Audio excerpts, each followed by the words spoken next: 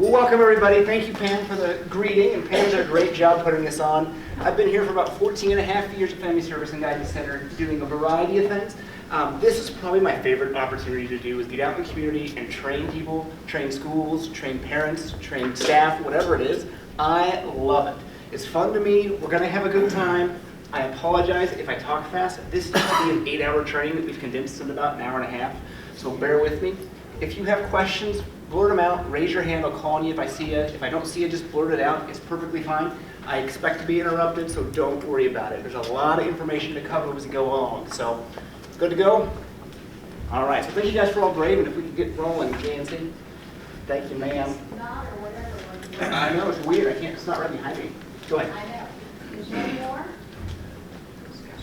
So just in general, the first thing we want to look at is what anxiety really is. How many people in here have ever had anxiety? Right? Everybody's going to raise their hand. You know someone or have suffered from it or had a child or a family member who has had anxiety over something. Whether it's a speech in front of class, whether it's something you did wrong, something you did right, whatever it is. We've had anxiety about something, spiders, snakes, whatever it is. We'll get to some crazy examples that I've experienced recently, not recently, but in my life that you guys can all laugh at and make fun of me for. It can be lighthearted, but it can also be devastating. We've had kids have fears of wind chimes, which is a little off the chart. And we've had kids who had fears of cleanliness so much so they would take showers so hot that they would burn themselves with boiling water, that they would drink hand sanitizer to clean themselves out. Anxiety can be devastating. That's why we're here to talk about this. It can be from refusing to go to school to much more severe stuff that requires hospitalization, a lot more long-term type treatment. So anxiety in general is just a feeling of danger. There doesn't have to be danger present. It's just the worry that it's there. So if someone comes up to me and points a gun at my head, I'm not anxious, I'm terrified. I'm scared. That's not anxiety. You have a reason to be afraid, right? Anxiety is when I don't like snakes. Snakes terrify me. If there's a snake back there, I'm okay with it. If there's a snake on this table, I'm pushing you guys out of my way to get out that door. I'm going to fight you to crawl and get over you because to me, every snake is a black mamba and they're all going to eat me and kill me. That's my anxiety. I'm well aware of that. It don't matter. I still don't like snakes, right? Big difference between anxiety and fear. There's a reason to be fearful. We have a reason to feel that way. Jancy. This is a cool comic, a little strip that one of our clients made for us in our anxiety program. I had the privilege of working with this, at the time, 9-year-old girl who's what we call selectively mute. Selectively mute kids don't talk to me. She identified one person which was her safe person. That was her mother. She had never talked to her father. She had never talked to her grandparents, other than maybe slips here and there. Imagine trying to do therapy with someone in a situation. It's brutal. And so we start with basic things like trying to get them to move their mouth or blowing on a windmill or chewing gum in front of us. The first thing she said in front of me was inappropriate. She threw the F-bomb at me. But I celebrated. I'm sitting here like, yeah! Success! It was exciting. I was happy. She was not happy. She was terrified. She breaks down in tears. And I was like, wow, this is really hard for you. Right? Realizing how difficult it was for her in that moment was one thing. Afterward, she showed me, she actually was honored in an article in a Kansas City Center for Anxiety, a big anxiety treatment center around here, does a magazine, and she was actually featured in an article with a quote she said that before she had treatment, she felt like she was just glass that was just going to be hit with a hammer every time she opened her mouth, was just going to shatter. Imagine a 9-year-old feeling that way. This is why we do what we do. This is why it's so important to us. Because this went unidentified for a while. She thought she was just a quiet kid. It wasn't she was just a quiet kid. It was a lot deeper than that. I get emotional when I talk about it, but the first time she talked to her dad was the coolest moment ever. I got to witness that, and Dad is just in tears, bawling. She's 9 years old and hadn't talked to her dad ever. It was really cool. First thing she said to him was, I love you. How cool is that, right? Really cool stuff that we get to do. So she came to this. She was able to jump to the worst conclusions in a single bound. That's anxiety in a nutshell. How many of you have ever done that? Your loved one's late coming home from work, and it's snowing out, and your loved one's never late, and you're sitting there on the couch, and you're like, it's 8:30. She's supposed to be home at 8 o'clock. And in your mind, you're going, she's fine. But somewhere in the back of your mind, anxiety starts tugging and says, she got in a car wreck. It's stormy out. It's starting to snow. She's not alive. Or he's not alive. Everybody's nodding their head. Everybody's experienced this, right? Or a kid. I know I do that to my parents all the time. We all probably did. I've done it with my wife before. She makes me nervous when she drives in the first place because she just doesn't like driving. She's from a real small town. She doesn't like to drive in busy areas. She was driving on a holiday out with her mom doing shopping on Black Friday, and they were like an hour later than anticipated. She didn't answer her phone, and I'm, of course, panicking, knowing it's anxiety, trying to use the tools I'll teach you guys tonight to calm myself down. It didn't work. Anxiety is real, it affects us all, right? We jump to the worst conclusions very quickly, and our thoughts absolutely control us and get in the way of that. Ready for the next slide, Jancy. So, when does anxiety become anxiety? Just kind of what I was explaining there. Fears and concerns are unreasonable or out of proportion for what the situation is. Again, if someone's holding a gun to my head, is it reasonable that I'm afraid? Absolutely. If someone's breaking into my house, is it reasonable that I'm afraid? Absolutely. Now, if I'm worried about someone breaking into my house every single night, so much so that I'm sleeping 1 or 2 hours because I have to get up every hour to check the alarm, to make sure the dog's awake to protect the house, to lock the doors, to lock the windows, to make sure the baseball bat's by my bed, or whatever it is, that's when it becomes excessive. That's anxiety. Are some things reasonable to be afraid of, like maybe public speaking? Absolutely. But if it comes to the point where you have a child or yourself that can't do a public speech and you're failing because of it, that's when things become really complicated. Reassuring someone isn't enough. Have you ever been anxious and someone told you, it's okay? How helpful is that? Right? It's not. It just makes you worry more because in the back of your mind, all your brain is telling you is, oh crap, oh crap, oh crap, oh crap, oh crap. Things aren't going well. I'm nervous. I'm a wreck. It doesn't matter what you say. I know she's been late 15 times before, but this time's different and I can't tell you why. And that's anxiety screaming at us, telling us something different. Symptoms generalize to increasingly more situations, so my fear of snakes is considered anxiety, but it's not something that we really ever want to go treat. Because how often do I have a snake in my house? Once. You'll hear that story later. How often do I worry about, if my fear of snakes was so bad, and I've worked with kids like this, that they wouldn't go outside because they had a fear of snakes. That's when we jump in and want to treat it. A fear of snakes is a pretty normal fear. How many people here are afraid of snakes? Spiders? Wasps, stinger things, things like that, right? A lot of people are raising their hands with this. I don't like them either. Spiders don't bother me too much. Snakes, I'm terrified of, and like I said, I will beat you all at the door if one shows up. Usually when I do that, people start backing away. I start asking if they're afraid of snakes. People are like backing away and moving their chairs back. I'm like, dude, I'm not holding a snake. There's no way I'm bringing that in as an example. So you start seeing it interfere in growth and productivity and sleep problems. So I'm going to go ahead and throw my example out here to show you what anxiety was like for me. And this was really eye-opening for me in the sense of trying to understand how my clients feel and how the parents feel sometimes in those situations. So as I've disclosed multiple times already, I don't like snakes. Well, there was a snake in my house. I live in an older neighborhood in Topeka, and we have a coal chute in our house, and the snake crawled into the coal chute. So I saw it one night, it crawled out of the water heater, and I scream bloody murder.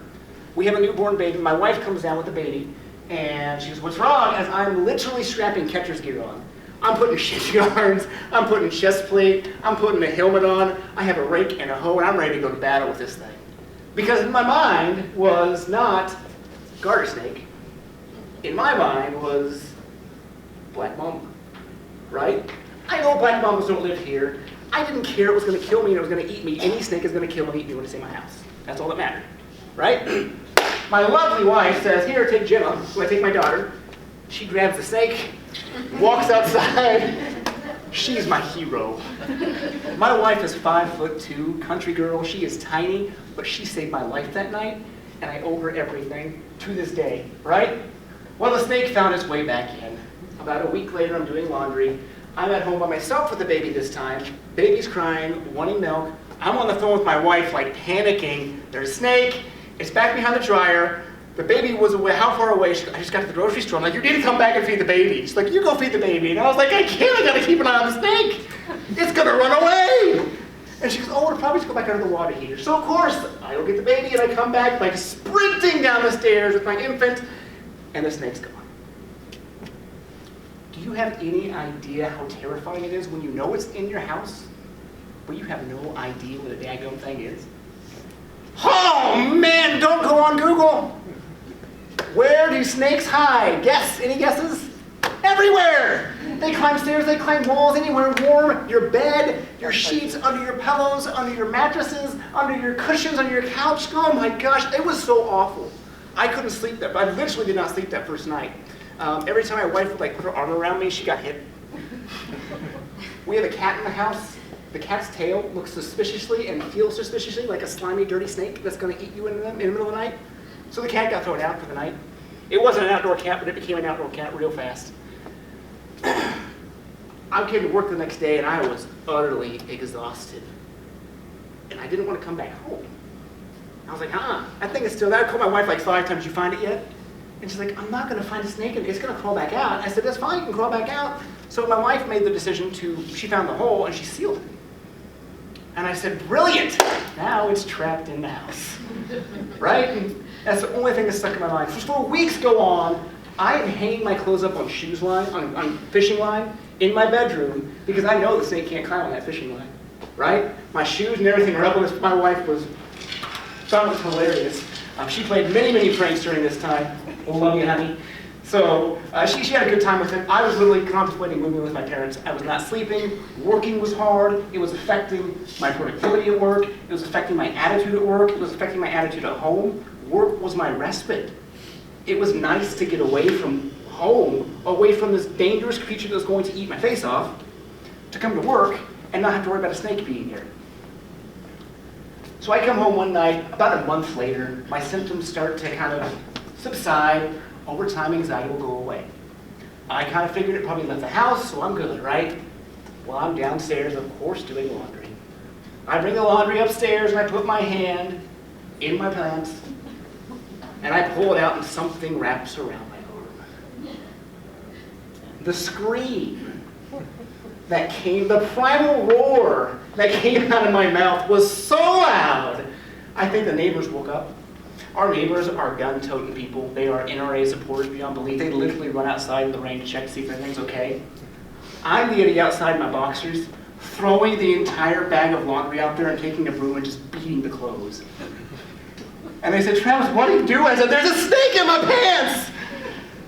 Not something you ever want to say again in front of your neighbors out loud. Really a weird conversation for the future. They haven't let me go. They also ran after that. These are big bodybuilder guys. Like, literally, that's what they do for a living. They took off running back to their house. I'm like, you guys have the guns! This thing is going to kill us all! Right? It obviously wasn't going to kill me. It died. We ceremoniously burned them and my pants in the backyard. And it was over. But just the example of that. Has anybody had an example like that? Now you have to share it, but we've had that experience, right?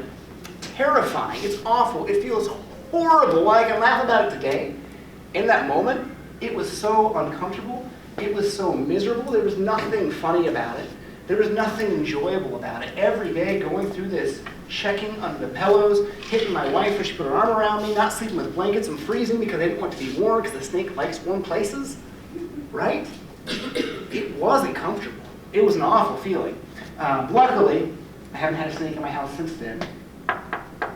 If I get one, it'll be another story for y'all. So, I keep Jancy can't see me. So lots of different anxiety disorders. If I touch base on something here you're more interested about, just raise your hand and ask. I've been over these many times. We're just going to touch base on them real quickly. Generalized anxiety disorder. This is probably the most difficult to treat. Not probably, it absolutely is, to be honest. What generalized anxiety disorder? This is someone who, what we kind of coin as living a life of anxiety. They're someone who's afraid of anything and everything at any given time. We're not talking just snakes, we're talking everything. We're talking about the roof caving in, we're talking about the coronavirus, we're talking about whatever it is, mom not coming home, we're talking about being late to school, we're talking about people making fun of us. All of these things combined become generalized anxiety disorder. This is really difficult to treat in the sense of the way we manage it is we teach them how to manage their anxiety as a lifestyle. Because it's something that doesn't go away when you have this type of lifestyle. It's really challenging, it's really difficult. Not that it's not treatable, but it's by far the most difficult anxiety disorder to treat that we have. Everything else on this list, we have about a 16-week process, and we're usually done with treatment. We've had some kids come in, and we've had so much success with our anxiety treatment program. We do sessions like this, just an introductory section. We teach them about anxiety, and they go, that makes sense, and they don't come back. They come back maybe 6 weeks just to check up, and we're done. Lots of different varying levels of anxiety. Again, we look at my fear of snakes to the girl who was taking showers and essentially boiling her skin and drinking hand sanitizer to cleanse herself because she thought she was dirty. So when you say 16 weeks, you mean like 16 sessions kind of thing, or like how is that? So that's a tricky question. It depends on how long. 16 sessions is what I mean. Typically, we try and see our anxiety clients weekly. It just kind of depends on the caseload at the time, so it could be 32 weeks if we're doing every other week. And then we typically do 16 weeks, and then we'll do follow-ups like every 6 weeks.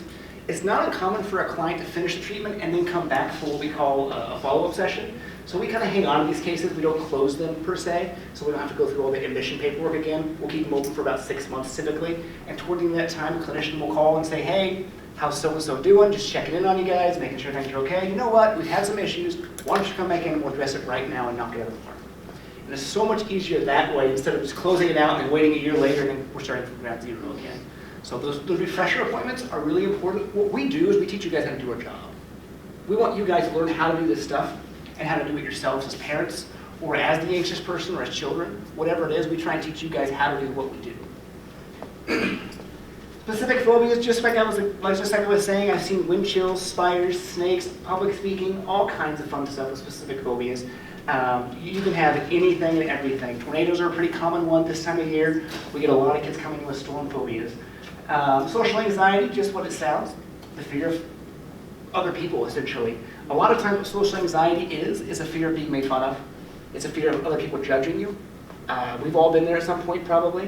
What I like to tell kids I work with is when they are up there on the stage doing their speech in speech class as a freshman or sophomore in high school, they're terrified because everybody's looking at them. I sit back and I think, man, I remember being in high school, no one was looking at me. Everybody was on their phone, phone at the time, sorry. But now everybody's on their phone playing Fortnite.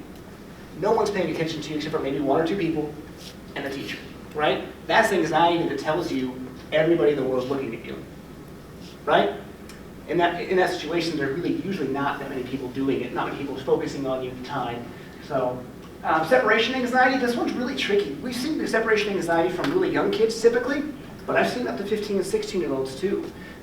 Usually in younger kids, you'll see it in the schools. A really good sign of this is that kid who will not let you go when you're trying to drop them off at school. Has anybody experienced that? Any teachers here? Yeah? What ages do you guys teach? We've probably seen some of that then. Elementary. Yeah, you've definitely seen it then, right? We get kind of calls about that kind of stuff from schools all the time to help train teachers, to help train elementary teachers, preschool teachers, because it's difficult for kids to make that transition in the first place. But a kid who has anxiety, it's even more difficult because they're already more prone to having that issue, having that separation piece. Again, that's the person they love. That's the person they know everything about, that's taken care of them for their whole life so far, and it's hard to get away. If not treated early, we run into 16-year-olds who haven't been to school for a couple of years. And I've had that in my office too. That gets really tricky because courts get involved with truancy, because schools get involved with failing kids, right? It doesn't matter. This was a really athletic kid, great athlete, had a couple instances in school where he just was down, he couldn't make it back anymore. The first time I took this poor kid back to school, I am like trying to grab on his coattails and say, don't go into school, this is too much for you right now. And he's like, oh, I got this. He marched into school and the bell rings. Hundreds of students come out. And they all recognize him. Hey, how are you? Give him a pat on the back. He gets sick. Literally got sick. He ran to the bathroom, did his thing, came back out. And he goes, I'm never seeing you again. And I said, well, hold on. I said, because I tried to warn you about this, right? I tried to say, you're not ready for this. Well, he was in a rush because he didn't want to go to jail. I mean, that's a reality for some of our youth because their anxiety can get so bad with school refusal that truancy is an issue. And the courts don't play with it very well. So we have to work in a rapid pace. This kid was seen 3 times a week. By me, by other interns, by our anxiety treatment program director at the time. It was a lot of people seeing this young man, and he was successful. He transitioned back, he did great, he's graduated high school now. Again, we really have to, and we have to hit that ball, and we have to hit it running fast because courts are involved or something like that. We're going to do everything we can to throw people at this child to make it work. He had to see a lot of different people. It wasn't typical, just one person. He saw about 4 different therapists over that time. But he got to know all this really well and trust us all really well. He did an excellent job. He had a little extra motivation to get there. But part of his struggle was his mom was very ill and his grandpa was very ill. His dad recently passed away. Grandpa had terminal cancer, mom had terminal cancer, and he was afraid that if he left, mom was going to die. There's some real fear in that, but there's a lot of anxiety too because mom was given like 10 years to live. Right? And it was only 8 years. So some anxiety, some fear, it can get mixed and confused at times too. Panic attacks are a lot different than what people realize. A lot of people will come to me and say, Travis, my child's having a panic attack. A panic attack isn't just a lot of anxiety all of a sudden. A panic attack is actually defined by being afraid of the symptoms of anxiety. So some symptoms of anxiety, what do you guys feel when you get anxious? Sick. Sick to your stomach? Racing heart, sweaty hands, right? Can't think straight. Our thoughts are all over the place, right? So when your heart starts racing, you might think you're having a heart attack. We get a lot of phone calls from hospitals saying, hey, can you guys come check this out? We think it's a panic attack. Can we refer somebody to you? We get that from doctors all the time because that's really what a panic attack is. Neither here nor there. Even if you're having extreme anxiety that's not quote unquote a clinical panic attack, you should still see someone about it because it's still worth it. It is keeping you in from leaving or doing things or being yourself and doing what you want to do. Get some treatment. We'll talk about adult access to treatment too if that's something you guys are interested in as well, since we do mostly the kids. We do treat adults kind of vicariously through the kids, if that makes sense. It's not really, we're not licensed to do it with the adults at this time. It was something we'd love to do, but it's just not there for us yet. But we do kind of do it vicariously through the kids by treating these same kind of premises and how to manage your anxiety. And the kids, it's really fun sometimes when the kids really grasp it before the parents. And the kids are like, oh, Mom, but guess what? Let's just restructure this thought. Let's just restructure that thought. Mom, guess what? It's going to be okay. And walking through it with the parent is really cool to watch that process too. Selective mutism I talked about briefly. That was a little girl who wouldn't talk to anybody. Obsessive compulsive disorder. Anybody ever know anybody with OCD? Yeah, several people. It's a lot more common than we realize. My first anxiety client was a disaster when it started. I was an intern here under Dr. Callis, and she and I are in the room doing a session with a young man who did everything in threes. Light switch on and off 3 times. To clink the glass against his lip 3 times. Brush your teeth 3 seconds here, 3 seconds here, 3 seconds here, and just repeat 3 times. Everything. Touch the 3rd step. Touch the 3rd doorknob. Whatever it was, he had to touch the 3rd of everything, or do everything 3 times. Jump 3 times. Sit 3 times. It was wild. So I was sitting here like, okay, this is going to be interesting. So I know how to treat this. Fresh out of college, let's do this. So we started doing it. We jump into it. His fear was if he didn't do it, Mom was getting in a car wreck and die. So we start running through some basic things like, how many times did Mom in a car wreck in her 40 years of life? And Mom said it once. Right? We start thinking logically. We start teaching people to think in a more logical way because his fear is if he doesn't do this, Mom's going to get in a car wreck and die. What are the odds of that happening? Let me tell you, a lot better than I thought. Mom didn't get in a car wreck and die. Mom got in a car wreck literally right out front of the building as I'm walking him out of session. And he just did his first what we call exposure, which meant he did something 4 times instead of 3. I tried to make him do it twice, and the clever little turd jumped twice. So he sits down in his chair, and he does this. I go, well played. Well played. You gotta do it one more time now. He goes, no. I will not do that again. And I said, yeah you will. And I'm gonna prove to you that your mom's not gonna get in a car wreck. I was wrong. Mom got in a car wreck out front. Of course, the other person in the car wreck was very upset. So police were involved, ambulance was involved, fire was involved. It was a circus. It was a show. And this kid is just glaring at me like he is gonna rip my head off. And I'm thinking like, oh my. I look at Abby, my internship supervisor at the time, and I go, what do I do? And she goes, luckily, the kid came back. He was very angry for several weeks because he had evidence now that if he didn't do it 3 times, his mom was going to get hurt, right? Our little piece that we had to say was that Mom didn't get sick and die. Mom didn't get in the car wreck and die, because that was his real fear. And that was enough. This young man ended up graduating, doing just fine. He had all kinds of other anxiety we had to work with, but we got the OCD taken care of, and things just kind of snowballed from there. A lot of times you'll see kids with just a list of anxiety diagnoses, 2 or 3, that's not really quite that generalized anxiety diagnosis, and we'll start with whatever's most pressing sometimes. Sometimes kids want to start with whatever's the easiest, and that's okay, because we give them that little bit of success with it. They're like, this works. This really does work. This is really hard work for people going through it. If you've ever done anxiety treatment, it is incredibly challenging to do because what we do is we make you anxious, right? We've all seen it on Dr. Phil. We've all seen it on the talk shows, that exposure therapy, that flooding type therapy. We don't do flooding, we do exposure therapy, and we expose you to what you're afraid of. For a kid who's selectively mute, we're going to walk him around the building and have him shake hands with people. Or maybe we'll start with just saying hi, right? Instead of shaking hands. I've had kids do crazy things. One of my favorites, I had a young girl who became quite the class clown, so much so that we had to kind of rein that in too. But she was going around shaking people's hands. She would just panic, just waving at people's offices at first. And then we do fun things like name my stuffed animal, and we have votes on naming the stuffed animal or something like that. Just make it fun for her. And then one day she went up to, of all people, our CEO, and goes up to her and says, "Hi, my name's Travis." I wave with that hand and walks off. And I was like, that is brilliant, right? Because the goal was to embarrass herself, and it didn't embarrass her at all. She was at that point where she didn't care what people thought about her anymore, right? And she was like, I've got this. And she looked at me with the biggest smile on her face, and Brenda, our CEO, looks at me like, what just happened? And I said, ATP, which is Anxiety Treatment Program, and she just smiled. She goes, whatever works, right? And we moved on. It was a great day. So, Tourette's and tic, if that's what you have questions about, I can answer some. This is one of the things on anxiety that I don't treat, just because I don't know as much about it as some of our other providers. We have people who specialize in it specifically, so it's not my thing, but if you're interested, I can still answer questions for you about it. If you have questions, feel free to ask now or afterward. I can talk about treatment for that as well. School refusal we've talked about as well. A lot of times that's social anxiety. It's not technically a diagnosis, but we see it a lot. We kind of wish it was a diagnosis because we see a lot of kids just refusing to go to school for a variety of reasons. So if you had to say where anxiety started, we have a triangle here. Thoughts, feelings, or behaviors, where would you say the anxiety starts? You guys have to talk for a second so I get a drink.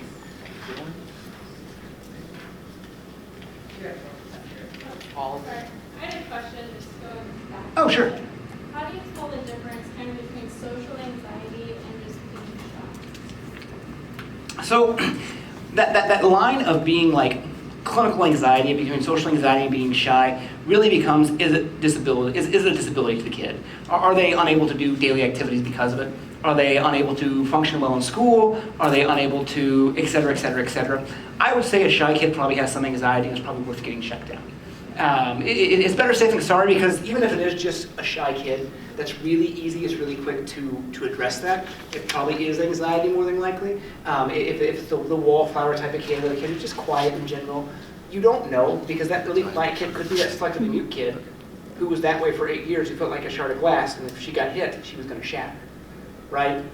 That's not a good feeling. We don't want our children to feel that way. We don't want to feel that way. So I always suggest, if you're concerned about it, bring them in. Ask for some work, ask for some help, and we can get you the right resources in the right direction if that's the direction to go. It's really hard to tell without getting your eyes on it and knowing more information. But just saying, is it a shy kid? My guess is there's anxiety there, right? So I heard feelings, I heard thoughts. Where it really starts is your thoughts. If you really think about it, going back to the example that we've all experienced with a loved one or a child being late home, right? My wife's home 30 minutes late. I'm thinking, oh my gosh, where is she? And that first thought comes into my head and it starts to spiral, right? I wonder if she got in a wreck. And I start pacing. And I start making phone calls. And I start looking, now it's 35 minutes late. Now it's 40 minutes, now it's 41 minutes late. Now it's 41 minutes and 30 seconds late. And we start to panic a little bit, right? The thoughts start to spiral out of control from, she just got in her fender bender, to she got in a wreck, to she got in a wreck and rolled over and the car's on fire, to, oh my gosh, she got flung into the car seat. Even though I know she always wears her seatbelt, she got flung into the car, a semi hit her, she ran her over, and she's lying dead on the side of the road. You ever been there? Situations like that, people nodding their heads, yeah, absolutely. I've been there, we've all been there. It's what we do to ourselves with anxiety. So our focus is to stop that thought process. If we can stop that spiraling of the thought, we can get things back in touch. You heard me talking about this some already with kind of the restructuring thoughts, is what we call it, cognitive restructuring. It's the premise of the therapy treatment we do. It's changing the thoughts to think more rationally. So if I have a kid who's afraid of tornadoes, this time of year it's common, right? We get meteorologists involved, we'll get science involved, and we'll use numbers because math doesn't lie very often, right? So we'll talk about how many tornadoes does Topeka have in a year. On average, 5 tornado warnings, right? How many touch ground? On average, 1, right? On average, what's the size of that tornado? It's like an F1. Again, we're talking averages. Can that big one happen? Do we still need to be prepared? Absolutely. We don't need to be prepared. We want kids to be somewhat anxious about it. Anxiety isn't always a bad thing. If you're completely not anxious and you're chasing the tornado and all of a sudden hit your car, you got a problem. It's good to be safe, it's good to be prepared. But kids who see that dark cloud in the sky and they think, oh my gosh, there's going to be a tornado today, right? They don't know the difference between a tornado watch or tornado warning, or severe thunderstorm watch, or severe thunderstorm warning.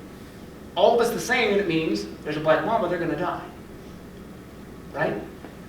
So it gets really interesting to work with kids like that. So we'll use numbers, we'll throw numbers at them. Again, we'll look at the size of a tornado. How big is a tornado typically? What's the biggest tornado you've heard of? Think of Moore, think of places like that, Greensburg. We're talking 2-mile wide tornadoes.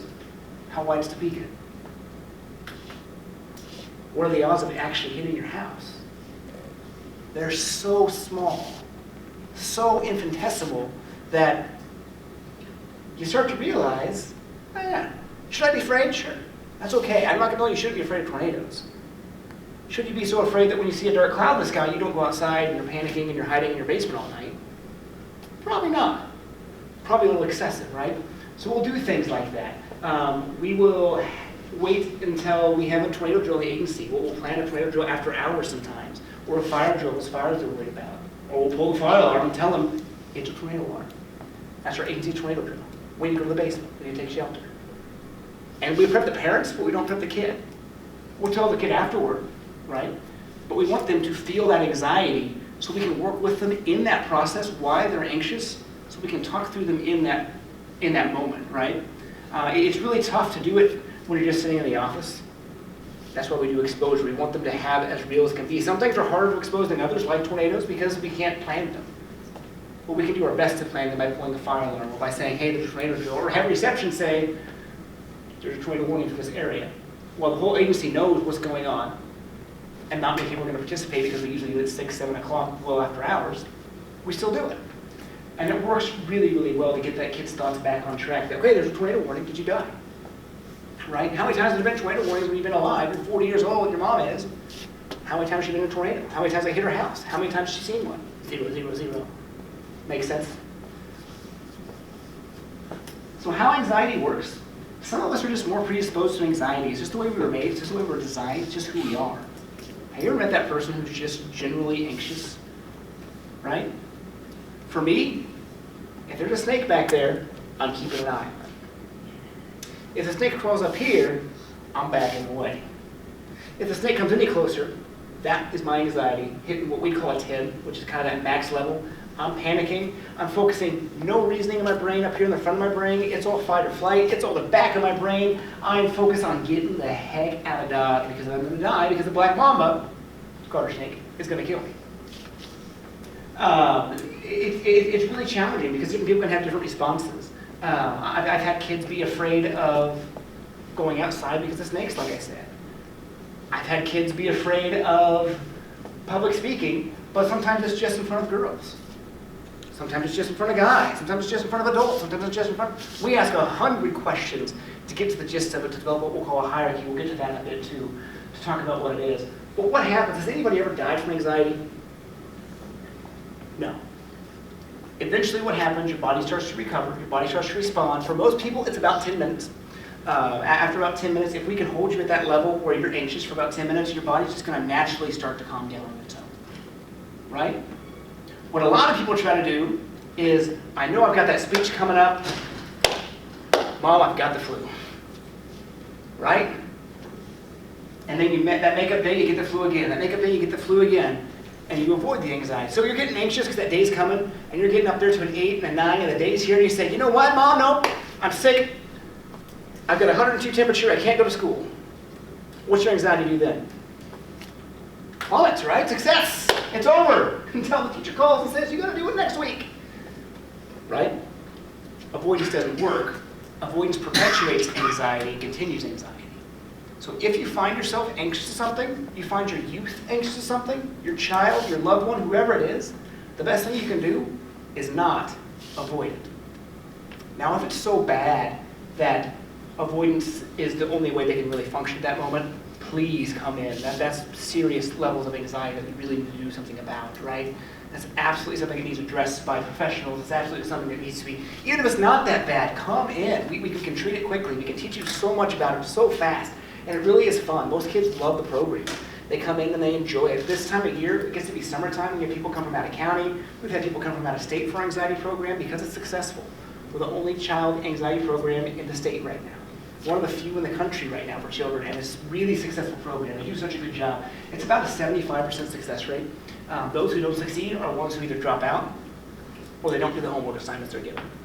And homework is essential in this because the homework keeps you from avoiding, right? You have a hand washer. What's the hand washer afraid of?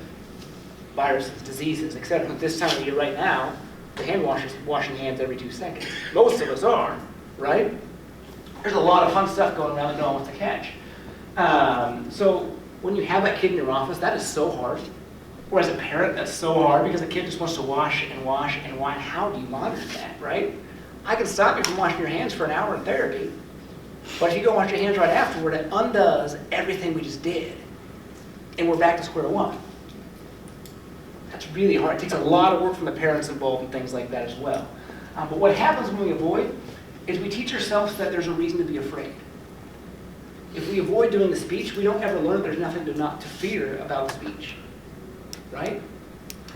If the kid wouldn't have stopped doing things every 3 times and had OCD, he wouldn't have ever learned that he didn't have to do that to protect his mom, right? Even though we had a crazy coincidence, he overcame it because they would have realized that was the next step.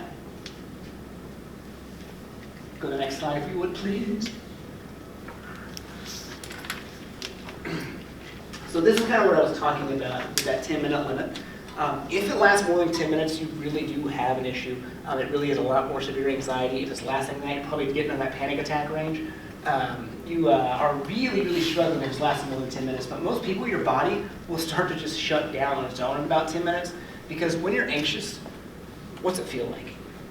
You are so overwhelmed. And if you've ever been anxious for 10 minutes to a level to where we're talking like a 10, you're exhausted afterwards, right? Some of the kids we work with are constantly living. That shy kid could be that one who is constantly anxious and just can't verbalize it, just can't tell anybody what it is. So it's really important to look into it, investigate, and ask questions and see what it is that makes them, if they're nervous, if they're anxious, use those words. I had a kid who identified anxiety as Mr. Freaks. I love that name. I thought it was the most clever name, and he would always talk to Mr. Freaks and talk about Mr. Freaks being this thing that he had to get out of his head, and that was what anxiety was to him. It made it real for him, made it tangible to him, and it worked. Typically not my style, but it worked for him, so we went with it. Eventually, what we teach through exposures is that if we sit in that problem for long enough, the anxiety starts to go away. If I go shake 10 people's hands, and people are friendly with me and not saying anything, it starts to feel pretty good, right? It starts to feel a little bit better. Okay, so now I'm not a 10, now I'm like a 5. Cool, that's a successful day. Jesse, next slide, please. You can see that one. So what we do over time, what happens is you just see it's pretty simple. We'll just start to get easier every time. So we start at a 10, then we go to an 8, then we're at a 6, then we're at a 4, then we're at a 2, and then pretty soon you have a little girl shaking hands with our CEO saying, I wipe with that hand. No one shakes hands and says that. No, but we take it to the nth degree, right? For a reason, because we want to make sure they can do it. We want to put them in situations that are so unusual that we want to know if they can handle it. Do they need to handle those types of situations? No, you're not going to go around walking and shaking people's hands. She did, because she thought it was hilarious. I kind of thought it was funny too until the school called. And then I was like, oh, well, let's talk about social appropriateness now. So that's my fault. I like to have fun when I do it. I like the kids to have a good time, so I'll be goofy when I do it too. I've had kids go lay on people's office floors and just like a log, just plank there until someone notices them. Just lay there on the floor and make weird noises until someone says something. And sometimes I'll make them go in our office and I'll say, we're coming in, don't say anything for 10 minutes. Why 10 minutes? Because that's that limit too, right? Makes sense. And they have 10 minutes. Sometimes we'll have people act like they're mad. What are you doing? Get out of my office. And eventually the kid's just like, that was kind of fun, right? Get that little shittiness back. Can I ask you a question? And you may cover this, I apologize. Sure. But like, how would you do exposure or response training or this type of, how would you handle that with like a PTSD anxiety? Absolutely. So that is really challenging. It depends on what the PTSD is, right? Do you have an example? Well, my son, he had cancer as a 2-year-old, and now he has like this overwhelming fear of getting sick. And so he's always terrified that his cancer will come back or that he'll get sick. And so like, I don't understand how exposure, like how would you expose him to something? Right. And so different kinds of PTSD, you can do exposure, sometimes you can't. And this one, you could do some exposure stuff. A lot of education is what's going to take on this. It's going to take a lot of education. It's going to take professionals. I'm sure you've had doctors talk to him, explain stuff to him. But it's going to take time. And PTSD is a bit of a different beast, which is why I didn't list it on the list of anxiety disorders. Is it an anxiety disorder? Absolutely. For someone who has had PTSD from 9/11 or something like that, that's very exposure-based. We can do a lot of exposure-based treatments on that. Someone from PTSD who's been a war veteran, we can do a lot of exposures and things like that. But what you're explaining is a lot more complicated anxiety. And can we do exposures? I have to really sit down and sit with you more and talk about it. But I've got a couple ideas in my head that could work in that way, just constantly worrying about being sick. Like right now, it's a perfect opportunity for exposures, right? Well, we don't want anybody to catch this illness that's going around. Right? I'm not going to say, here, go lick the table, but we can do things like that. It's got kind of an OCD vibe to it, it sounds like. Kind of like, worried about getting sick, or when he gets sick, he probably panics a little bit, etc. It's okay. How many times have you been sick before? Just walk through that. How many times have you been sick? Mom, Dad, how many times have you been sick? Aunt, how many brothers, sisters, how many times have you been sick? Right? How many times has it been cancer? It's a really hard conversation, especially when you're a 2-year-old, because that's not just anxiety, it's trauma. Trauma, anxiety. He's 8 now, so he's getting to an age where he understands enough that It's becoming more difficult. but he doesn't understand it. Yeah, exactly. Yeah. And if he's not in services, I would encourage him. Because PTSD can be treated in many different ways. This is more complex than just that. This is emotional piece. There's a lot that goes to it. There's probably some more hiding than just anxiety there. It sounds like there's definitely anxiety. My guess is probably a little bit more to it, if that makes sense. So hope that helps answer your question somewhat. Yeah. So the master plan for dealing with anxiety, first things first, we want to empathize with what the person's feeling. Don't just blow it off and say, you shouldn't be anxious if there's a snake in the house. No, you should be anxious if there's a snake in the house because it's a black mamba and it's going to eat you and you're going to die. No. Yes. No. Is that an irrational thought? Step 3, absolutely it's an irrational thought. We label the problem as a worried brain. With younger kids, we'll talk about it as like a worried brain. It's not reality. Maybe that's a good example for an 8-year-old. It's saying, look, this is just your brain taking control. This is just your brain telling you, you need to be worried, you need to be afraid, you need to be... And what we do in this situation too, we'll talk about that a little bit more. My brain started working a little bit better here. In the sense of how we can restructure thoughts that are coming. Oh my goodness, I'm sick, is it cancer, right? We can start restructuring those thoughts by talking about irrational thoughts. I have a little cheat sheet we'll use later. We'll use an example of someone's brave enough to share an anxiety experience, or we might not do that. We might just, depending on time, we might just do a quick one. But irrational thoughts get in the way, and that's where it starts. That irrational thought of there being a snake in my house wasn't that there's just a snake in my house, it's that it was going to bite me, right? I know it wasn't a black mamba. I knew it wasn't poisonous, but it was a snake, and it was ugly, and it was looking at me. And that's all that mattered, right? That's all that mattered. It was going to bite me, it was going to sleep with me, it was going to snuggle with me at night. I don't care if it wanted to be my pet. If I got my hands on it, it wasn't going to be alive much longer. Right? I don't do snakes. I had a point last year, I was mowing my lawn, and we had this little dog run. We don't have dogs, but the house before we got it had a dog run in there. And I was like, oh, kind of forgot to mow that part for the last couple of weeks. So the grass is super tall. I start mowing, this black snake sitting in there, and I drop the mower and I run. And Trista goes, my wife, snake. And I said, yep. And she goes, I'll finish. I love you. She is my hero. Not just because of snakes, but it's a big part of it, I'll be honest. Getting the body on board, this is where things get kind of tricky. Different providers will tell you different things. Medications become really interesting with anxiety. You want medications that can be helpful. A lot of providers will tell you don't use medications. It depends on kind of what the treatment is. It depends on whether you need that crutch or not. The challenge with medications is if you over-medicate it, You can't feel the exposure, and then you rely on that medication forever. My personal preference is to avoid the medications if at all possible. There's been times when I've recommended medication for severe OCD, for the girl I was telling you about who had to clean her body by drinking hand sanitizer or taking so hot shower she would boil water and pour it on herself to clean herself. That's obviously a situation where we want some more medications involved. I'm not saying anxiety medications are bad. Don't take it that way. But if you really do want to take it seriously and get over it, anxiety medications can help. If you can do it without anxiety medications, it's going to be faster. Not that it has to be super fast. You can take a year doing it, right? It's like a weight loss program. If you're trying to lose 100 pounds, don't do it in a week. Trying to get over anxiety, you don't have to do it in 16 weeks just because that's the average. Some kids take longer, and that's okay.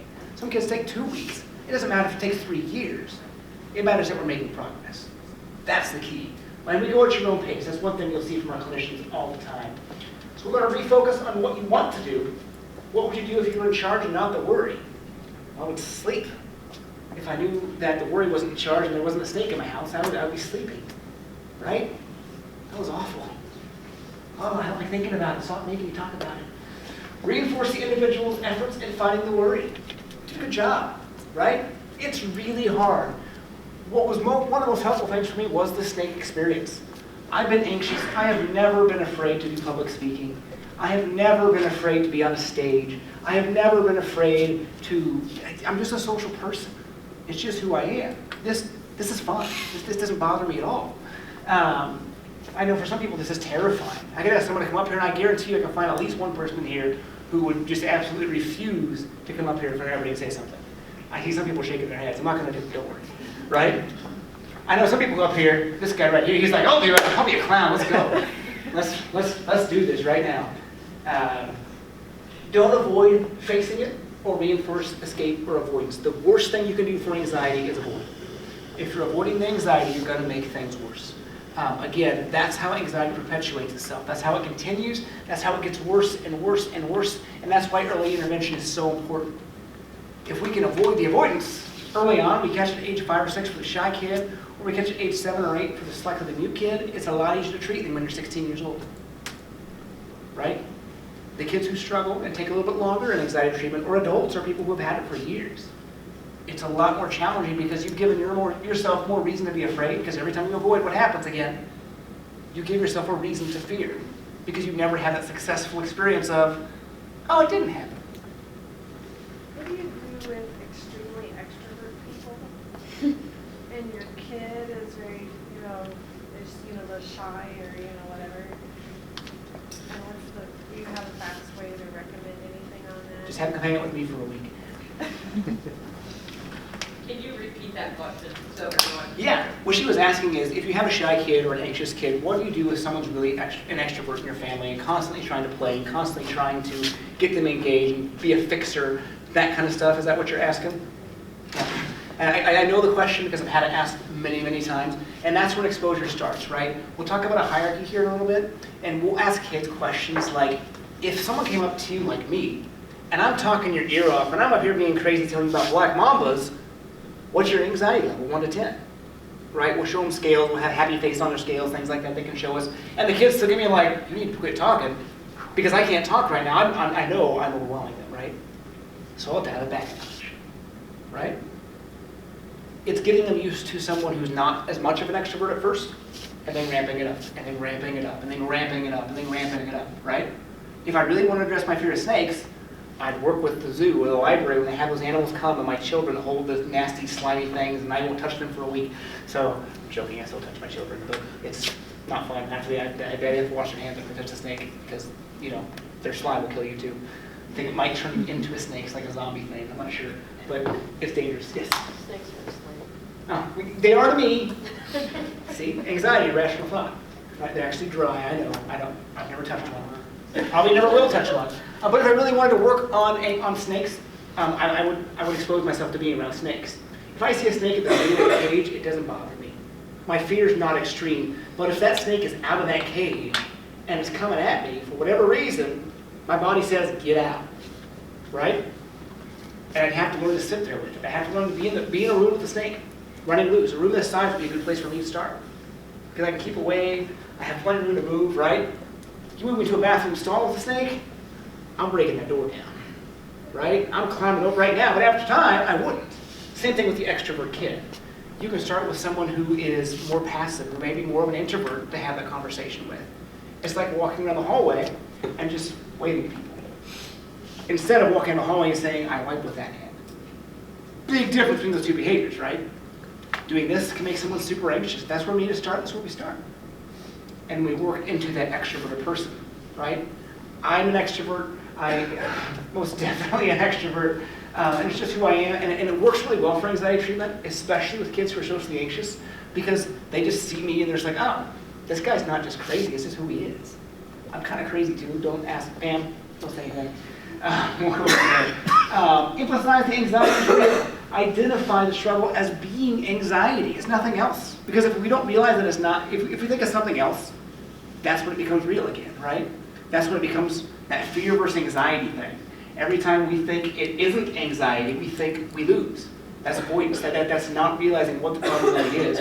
Once you can understand what anxiety is, and realize that it's a problem with your thought process, and realize that it's a lot of irrational thinking, it becomes a lot easier to handle. Oh, you know what? That is just anxiety, right? My wife is an anxious person at times, just like most people, and I will literally walk her through cognitive restructuring sometimes. I don't have to anymore because she'll do it herself, right? Just look at me, she's like, I know, and she'll walk off. And then she'll just come back and say something about a snake to harass me, So what is this cognitive restructuring that I've been talking about? So we want to identify situations that result in anxiety. Easy examples, that socially anxious kid, right? The socially anxious kid, anybody know someone who's socially anxious? Yeah, what's a fear they have? Not being liked, right? Again, what I've noticed in social anxiety in my time here is a lot of times it's a fear of what others think about you, more so than being in front of other people, right? Which tells you guys, I don't care what you think about me. Joking.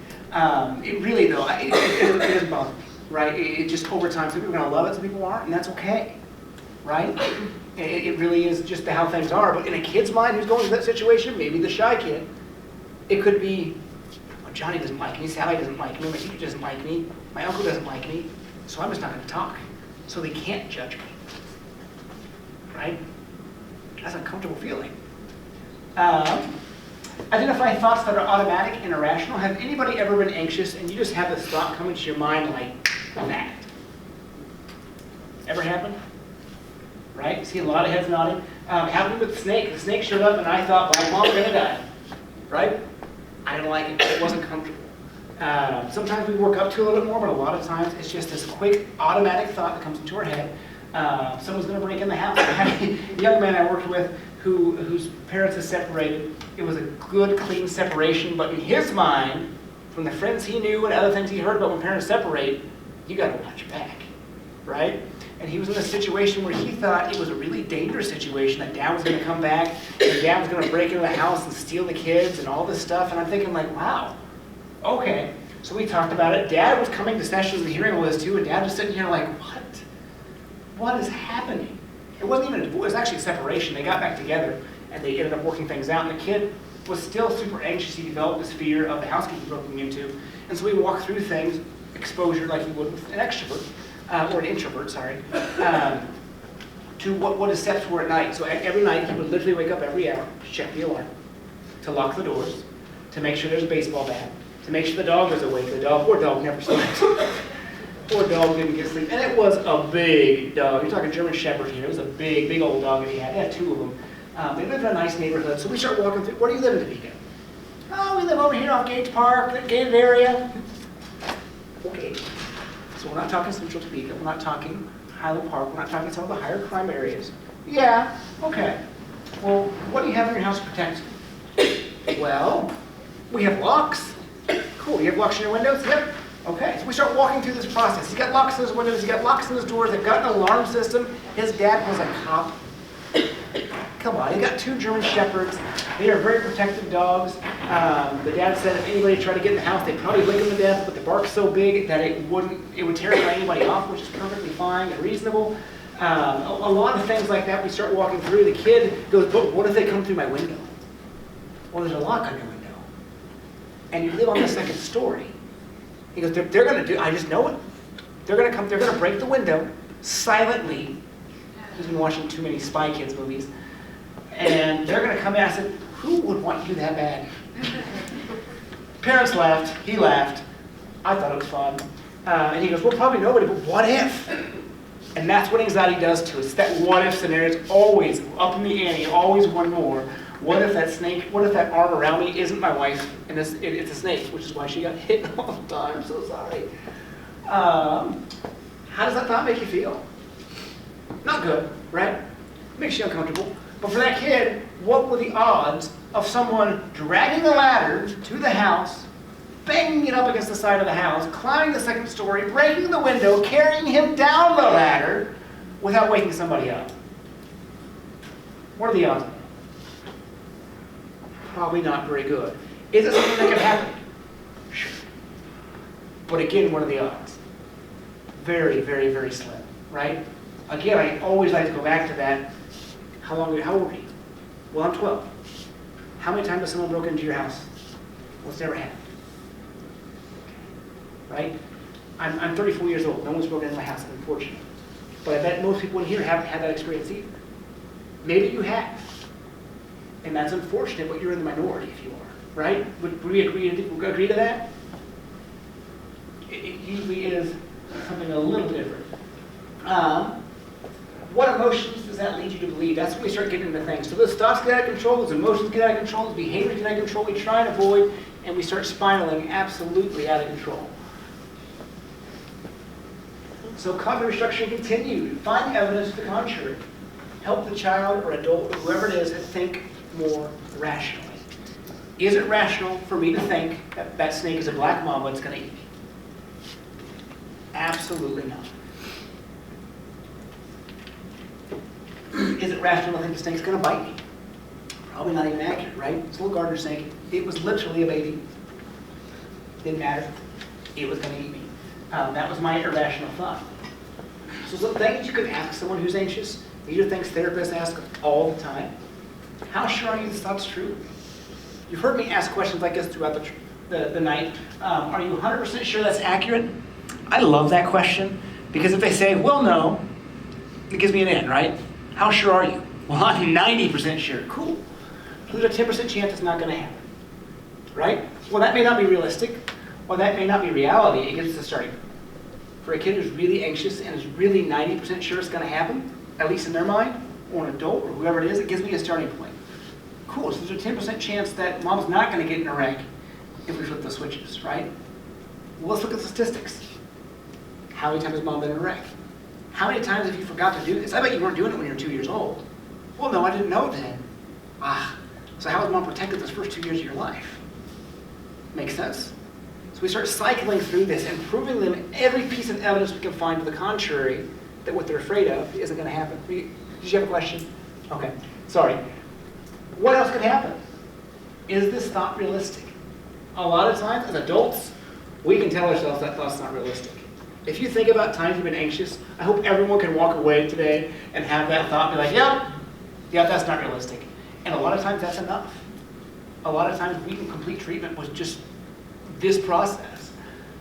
Are you basing your thoughts on facts or on feelings? Right? I'm big into the facts. Let's do some research. Let's look at the numbers. Let's see how many tornadoes actually hit Topeka. Let's look at the size. Let's look at the square footage of damage that's usually done. Let's figure this out. What is the evidence for the thought, and what facts support and don't support this thought? So with that kid, who was probably 10, 11 years old at the time, that had OCD, and he had to hit things 3 times, what evidence did he have that mom's going to get in a car wreck and die if he didn't do it? None. Well, until she got in a wreck out front, right? But even then, while that was a disastrous day of a session, for the kid, for the therapist, I thought I ruined the child. I was like, oh my gosh, what is going on? He came back in, we talked about it. He had done enough work with us beforehand to realize it wasn't rational. The odds of that happening were so small. And it took about 2 weeks before he was willing to do it again. But he came and he did it again. And what we did was we kept mom in the lobby. Mom didn't go anywhere. Mom just stayed there.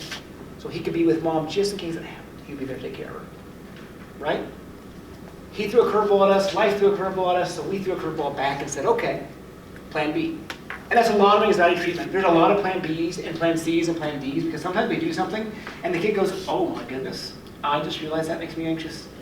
Or we see it, or we just feel it. Sometimes you're around somebody who just feel that anxiety, we've done it for so long. We have some cool tools. We have things kind of like this that we hook onto someone's ear and it will take your blood, it will take your heart rate as you're walking through, put it on their finger. And so kids who like to lie to us just so they can get down with treatment, we like to put that on their finger and we can see their heart rate spike. Walking around shaking hands, you're sitting at a 130, 140 heart rate just shaking hands. Probably tells me you're a little more anxious than what you're telling me. You're telling me you're a 2, but I go put this hard drive in and all of a sudden I see that your like heart rate's 150. I'm guessing you're probably pushing a little too hard. Maybe we just step it back a bit, right? We have some sneaky ways to do things like that too. A lot of times we like to make it into a game. It's fun for kids to play a game. Hit a balloon, name my stuffed animal, what's your favorite superhero? If you could have any superpower, what would it be? Make it into a project for them. For those shy kids, it's really a fun thing to do for them. Find their interest and use it. So this is what I was talking about with that step chart. The situation, the thoughts, the emotions, and the behaviors. What we do with this chart is we give it to families, we give it to kids, and I almost always ask the clients I work with to come up with one situation that made them anxious over the next week. Most of them do more than one. And I want you to write what the situation was. I want you to tell me what the thoughts were in that situation, how that made you feel, and what you did as a result. Anybody want to give me an example? I'll make something up out of it. Anyone want to give me an example of an anxious situation that's happened to them, or someone they know, or just something that just sounds like would make someone anxious? Being late for work? Being late for work. All right. So you think you're going to be late for work? Or you are late for work? No, it's not, sometimes. Fair enough. Fair enough. I wasn't talking about you personally, but now no. Just mess with you. I mean, being late for work is a little bit tricky because that can legitimately be a fear thing too. Because if you are late for work, there can be consequences for that.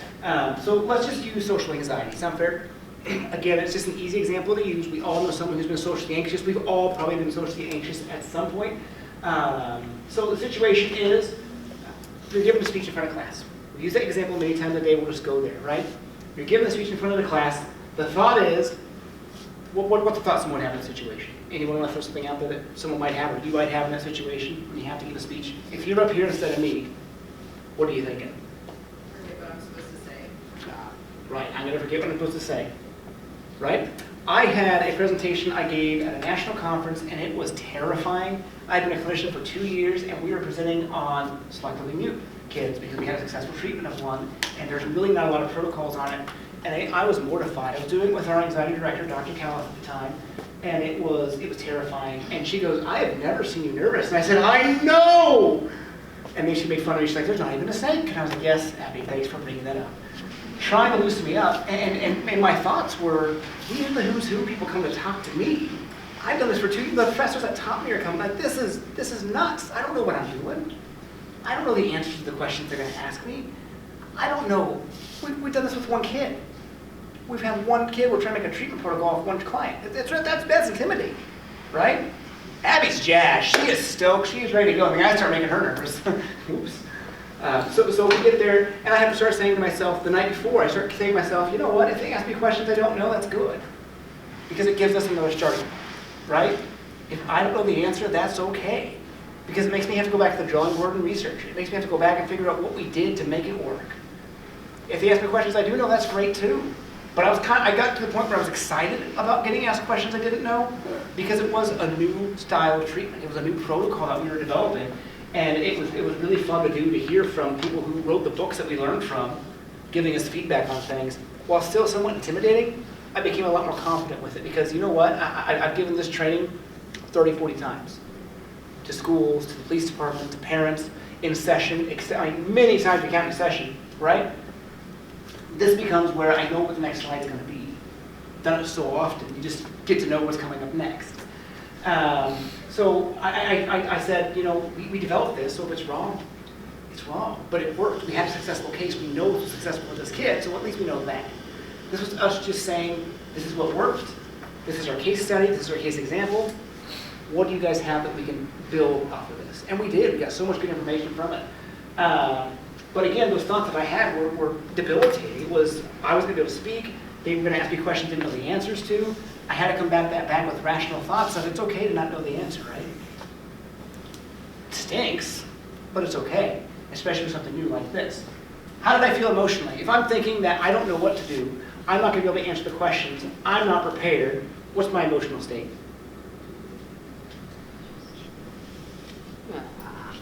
Yeah, that's pretty good. Yeah, everything. I was angry, I was mad, I was frustrated, I was sad, I was anxious, everything just starts coming out. I was like, I don't know how to handle this now. I'm frustrated with what I'm gonna do. Behaviors, I just wanted to not do it. I started getting cold, right? Started coughing a little bit, started getting a tickle in my throat. I started thinking like, what can I do to get out of this? Again, how did I combat that? I go back to thinking rationally. How much time did I put into this presentation? Probably 100 hours. Not this one, but that one, right? How many hours did I spend working with this client to be successful? Hours, right? How many hours have I studied anxiety? How many hours did I go to school? How many times did I practice this presentation on groups with our anxiety treatment program to train our interns? Multiple times. It started giving me more confidence, right? I feel a little bit better that way. So my emotions in that situation, I'm feeling more confident. It's not I'm perfectly fine. I'm not going up there with no anxiety. I'm still anxious, but I have a lot less anxiety, so I can go up there and I can handle it. I don't avoid it, so the anxiety goes away. Has anybody ever done acting, been on a stage, anything like that? Several people raising their hands. That first line you give hurts sometimes, doesn't it? Or that first word you sing. I used to sing in my nerdy days in a barbershop quartet. I love singing. We competed in college. It was a lot of fun, and I remember walking out there on stage for the first time. I was like, I'm not anxious. I get this, and then I see the whole arena is filled with people, and I go, oh crap. I'm anxious. I don't get this, right? And then after I sang the first couple notes, I was good, right? For someone who's really anxious, they're going to get to the first song immediately good. For someone who's done it 100 times, which I have now, doesn't matter. I go out there and I'm just me. It just becomes part of me. The first time I gave this training, I was a lot more anxious than I am this time.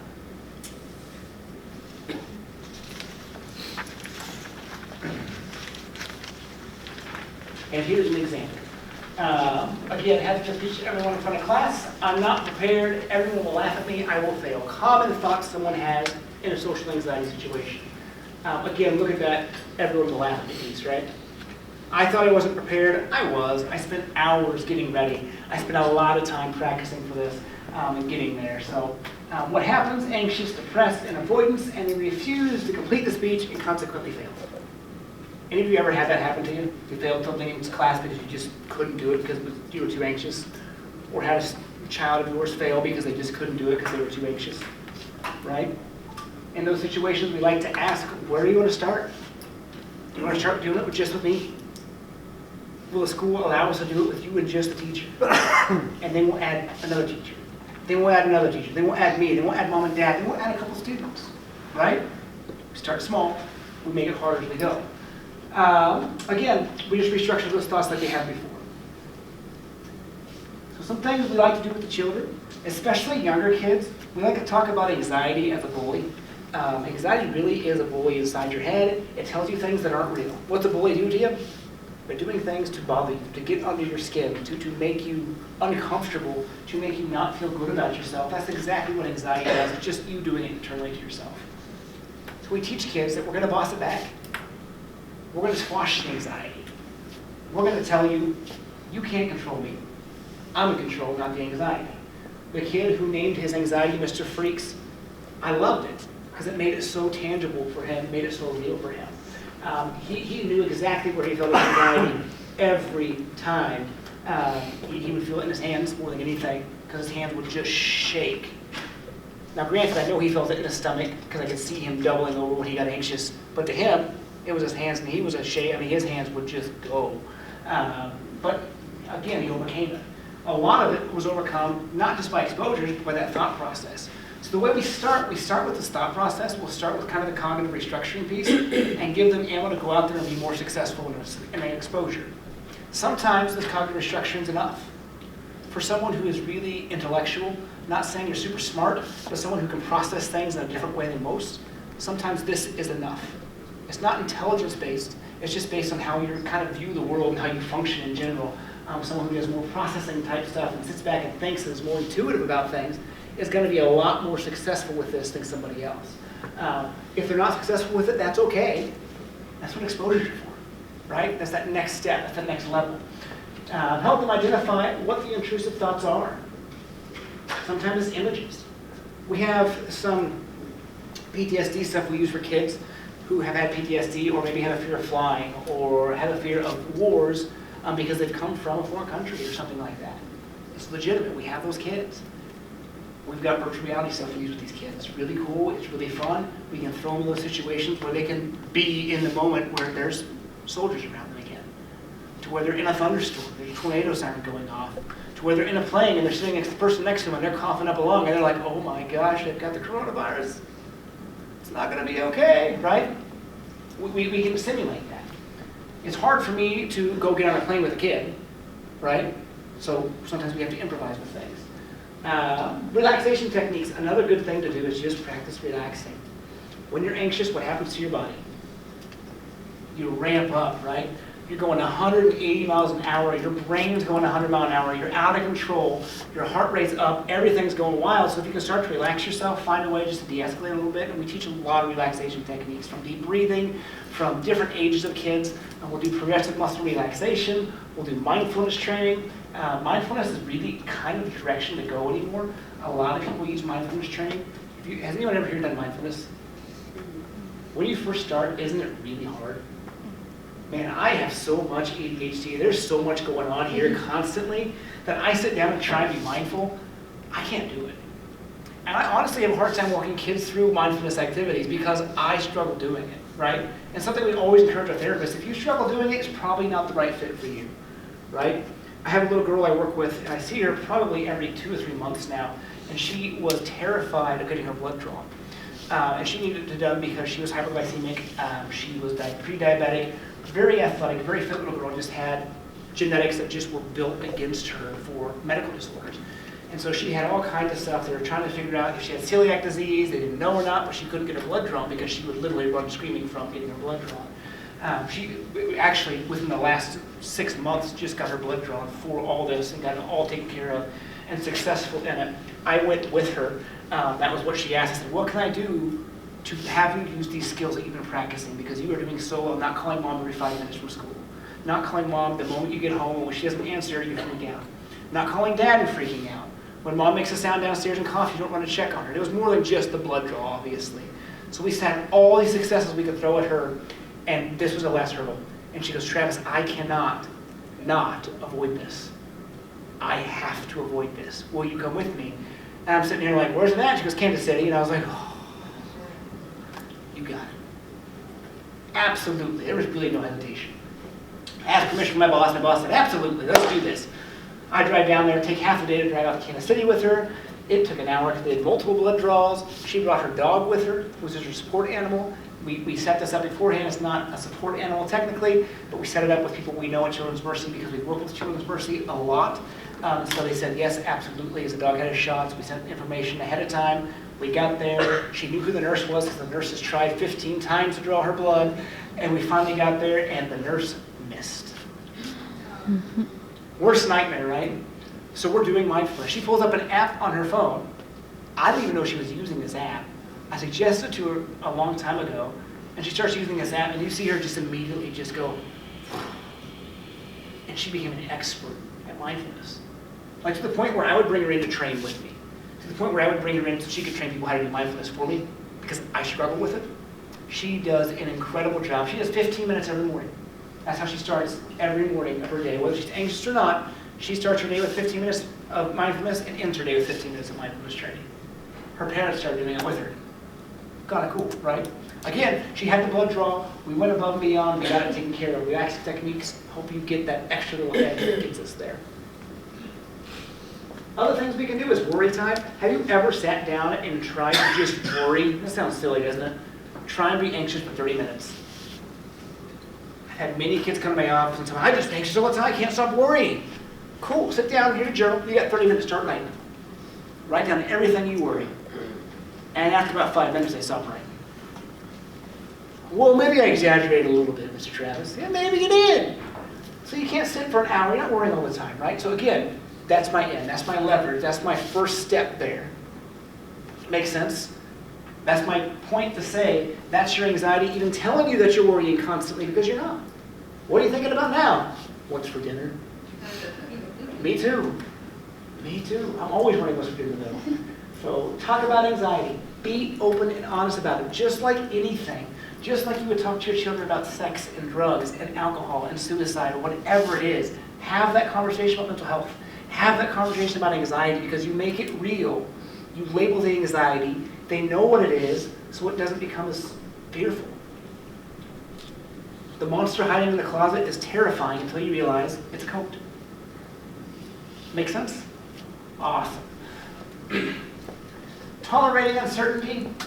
Sometimes, could that tornado come hit your house? Maybe. We want you to know that's a possibility. The odds are very low, right? Sometimes what we do with the kids who are so anxious, they'll ask us questions to be reassured.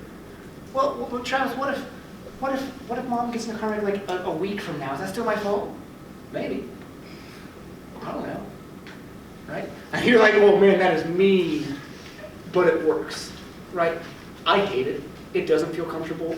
It feels mean. We had a kid coming through our anxiety program, and I was one of the female therapists. I still am, it was so hard. I had to be the mean gym teacher. I'm not a mean guy.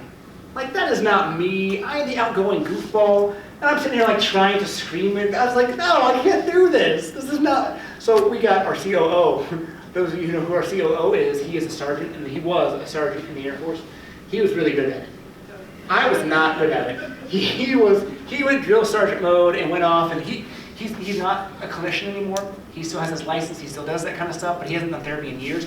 He jumped right in and helped us out with it. That's the cool thing about coming here is we have so many people willing to pitch in, from our CEO to our COO to attendant care providers to marketing staff. We've had everybody pitching on things like this. We had marketing help with a kid one time who had fear of performing. And so marketing had her help do some performances and things like that. And she was a beautiful singer, a wonderful, wonderful singer. She did some opening stuff for us too, I believe, at one point. So visualizing, we can visualize it. If we're really struggling with the anxiety, we'll start with visualizing it. Close your eyes. We'll do some mindfulness. We'll practice that situation where you're doing the speech in front of people. When you do sports psychology type stuff, you do a lot of visualization. So you see athletes, what's the athlete do when they're taking a free throw? Right? Every time they're practicing. They're practicing 5 times. That's what they're doing. They're visualizing it going in. They're visualizing it missing. They're missing the point, right? But visualize it. That way you can get used to the situation. That might be enough to make someone a 10 on that 1 to 10 anxiety scale. And that might be where we start, which is visualization. Activity scheduling, this is really just scheduling out your day. Sometimes people who have GAD, this is really helpful in the sense of you're going to have 30 minutes here where you're just going to sit and worry. This 30 minutes, we're going to move on. 30 minutes to worry, 30 minutes to move on. It's really difficult, but it's a lot more complex to do. One of those things you probably definitely want guidance on from someone who's done it. Not that it's really, you can't do it, just people who have done it more often. So teaching new skills, again, when we're teaching new skills, we want to practice, praise, point out, and prompt. So important to, again, identify these issues as what they are, which is anxiety. If they think it's legitimate fear, if a kid has the fear that you or I would have of someone holding a gun to her head for giving a speech, that's out of the norm, right? But I guarantee you, we have youth in the community who have that, because I've seen it many, many times. They need to know, number one, that it is anxiety. They need to practice the anxiety. They need to practice not being anxious. They need to practice being anxious. They need to praise, point out, and prompt. Anxiety is a good thing sometimes. If you have a student who isn't anxious about a test at all, how do they do typically? Not very well, because they're not studying, they're not focusing. If you have a student who's super anxious and studying constantly, how do they do? Not very well, because they're not sleeping, they're not getting a chance to rest and let the information soak in. If you have that middle ground, you tend to do pretty well. Some of the most important things you can do, prevent undoing, means we're not allowing them to avoid, right? Prevent undoing, the hand washer, the kid who's washing his hands, or the kid who jumps twice and then sits down. and does a sneaky third jump, right? I learned my lesson. When there's kids like that, always make them do one more, right? And don't do two, because you can undo that really fast. So I made him do a fourth. And to him, it wasn't a matter of doing two more. It was set, that was 4, and I can't go backward now. I could do 6, and I asked him, he goes, well, I could do 6, but that's 6, not 3. Awesome.